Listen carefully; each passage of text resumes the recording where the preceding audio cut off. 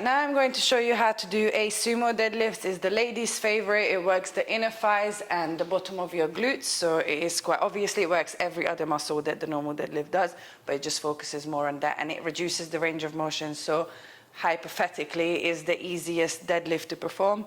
I personally don't believe that, but yeah, each to their own. So as we did with the normal deadlift earlier, conventional deadlift, we are going to tuck our feet under the barbell halfway, but this time it's going to be nice and wide. I normally go just maybe a foot distance away from my normal shoulders distance apart. So feet nice and open. I want you to use the lining on the barbell, which all barbells, all weightlifting barbells will have. I align my foot on the closer one. If you want to go wider, you can go wider. Again, the wider you go, you reduce the range of motion. But if you go too wide and you can't push the knee in the direction of your toe, your knee is going to be caving in. You won't be engaging the right muscle. So as long as your hip allows you to push the knee over the toe, then you're good.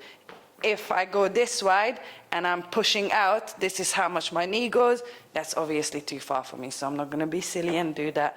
Bring it back nice and close. I can use my inner thigh now. And with sumo deadlifts, your hands are also going to be on the inside of the leg. I see so many people trying to hold the barbell like this. No, you got to hold it in the middle. You got to be able to engage your shoulder blades by keeping the arms nice and close to each other, shoulders width apart, so you can keep the shoulder blades pushed back. Right, so my hands are going to go on the smooth bit on either side. I prefer to go one hand under, one hand over. Some people like to go both hand over, which is fine. If you're going to do one hand under, one hand over, you need to make sure that you keep your shoulders in alignment, because obviously when you're like this, one shoulder is going to want to drop a little bit. So keep that tension in the back properly. Make sure both hands are in the same spot on either side of the barbell. Recheck to make sure that your feet are in the same spot on both sides.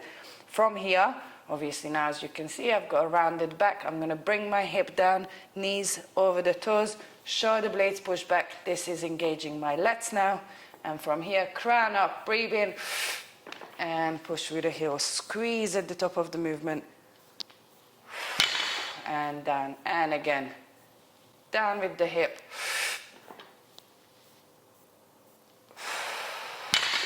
And I always make sure that when I get to the top, I don't relax my shoulder blades. This is another common mistake, but people go like this once they get to the top, and they end up bringing the barbell down like this. So never do that. Shoulder blades stay engaged throughout the whole exercise. So again, knee over the toe, shoulder blades push back. Hip is just a little bit higher than my knee. Breathe in.